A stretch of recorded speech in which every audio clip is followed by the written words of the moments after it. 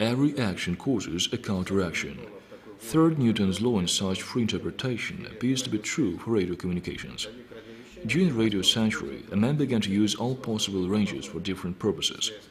Communications can be possible using radio sets, mobile phones, television and radio broadcasting, Wi-Fi, electronic guidance and many other things. Different new technologies cause reverse action, that is, radio communication break were not slow in appearing. The most effective and easiest way is radio signal damping. Breaking is not making. Damping principle is rather simple. You can think that in order to avoid spreading of any particular signal or radio station, for example, you should have a source for it.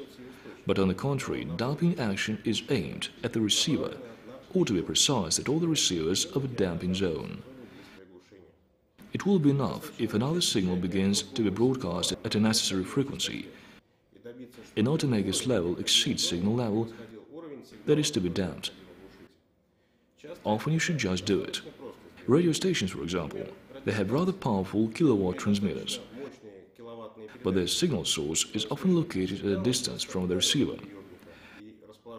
And when we place a noise source near the receiver, just little power will make the noise higher than a desired signal and block it up. Correspondingly, the farther a noise source is from the receiver, the higher capacity it should have. Let us imagine an analogical situation when you shout to somebody who is at a certain distance from you and somebody else switches on loud music near you. You can't hear your collocutor anymore. Such a simple method works for all frequency ranges and wavelength in radio communications. What signal should transmit a damper?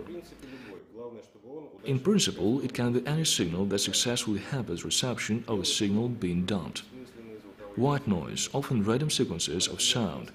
Finnish soldiers, for example, transmitted quick rhythmical polka at the frequencies of their work for swooping Soviet radio control mines during the Winter War. One of the widely known cases of signal dumping is a many-year struggle of the Soviet Union authorities with West radio broadcasting that worked on the Soviet territory from its country. There were a lot of radio masts, dampers, installed throughout the country. They made a noise all the time at the frequencies of those radio stations. Old people and adults remember that when they set a radio station, they heard sometimes a typical noise and buzzing produced by such generators. Most likely that military and special services use radio signals damping more widely, because it is a part of electronic warfare activity. It is used both for breaking enemy communications and for hampering radar stations and aircraft activity. Bodyguards or public officers use damping for impeding explosion of radio-controlled bombs and breaking communications between possible malefactors, for example. Generally, GSM communication as well as Wi-Fi can also be damped because their working frequencies are known. There are very small devices, jammers, exist for this purpose. Mobile communication can be sometimes deliberately damped in hospital or conference rooms, for example.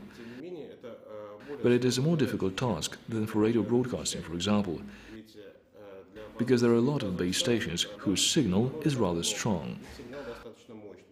Pocket jammers often can't block a signal, or can do it at a close distance from the receiver. As in all cases, a signal of the base station for reception of mobile signals is damped, but not a mobile signal for a base station. A phone stops to hear a base station, lose a network. Such actions can be both useful and harmful depending on who is a user. But corresponding authorities keep watch over that. And I want to remind to all of you that your phone can also be a damper during a flight, for example.